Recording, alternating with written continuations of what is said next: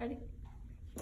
Okay, so there are 4 muscles in the quadriceps. You can see 3 of them here.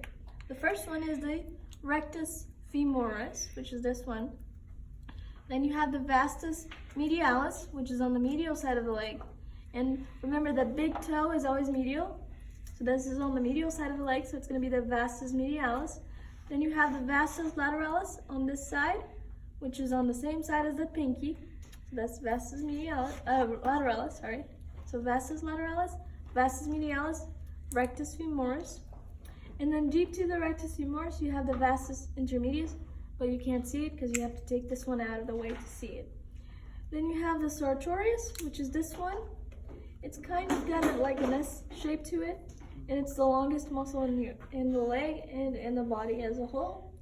Then here we have the gracilis, which is medial. Then you have the adductor magnus, which is this one.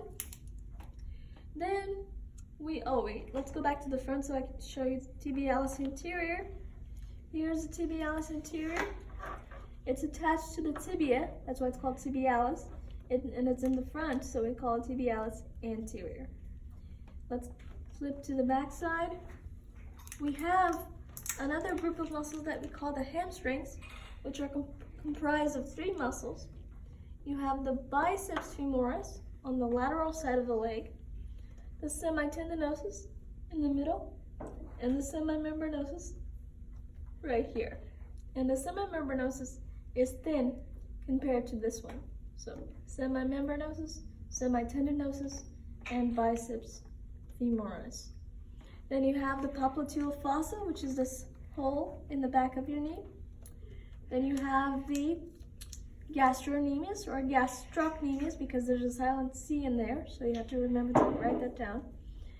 Then on the sides here you have the soleus, and then you have the Achilles tendon or calcaneal tendon. Then wrapped around the ankle you have the triceps terrae, which is made of the 2 heads of the gastrocnemius plus the soleus, so that's triceps terrae. If we go to the lateral view of the leg, you have the tensor fasciae latae and the iliotibial band, or the IT band. It's also known as the iliotibial tract. Then here on the hip, we have the iliacus here on top. Turn to the side so that you can see. This is the iliacus. Then you have this big one coming up, is the psoas major. And the iliacus and the psoas major together, combined, make up the iliopsoas, okay? If we turn to the back side again, we can see some more hip muscles. We have the gluteus medius.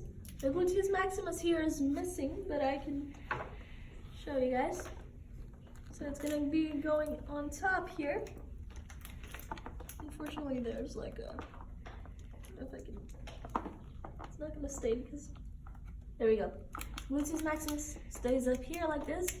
Then you have the gluteus medius on top. Then if you take it out again, you can see this one with the Velcro on it is the gluteus minimus. And this one is the piriformis, which is number 5. Then you have the superior gemellus, which is this one. Then you have can you see that? The inferior gemellus, which is this one right here. The sciatic nerve passes through here. Could be a bonus question on your final. Sciatic nerve passes through the obturator internus there. And let me see if I'm forgetting anything. Oh, just for some people who need to know this, flip to the front. You have the pes inserinus, or the goose foot, on here. All these tendons where they meet. In the middle is the goose foot, or pes inserinus. And this is the quadriceps tendon and the patellar ligament. Remember, quadriceps tendon, tendons attach muscle to bone.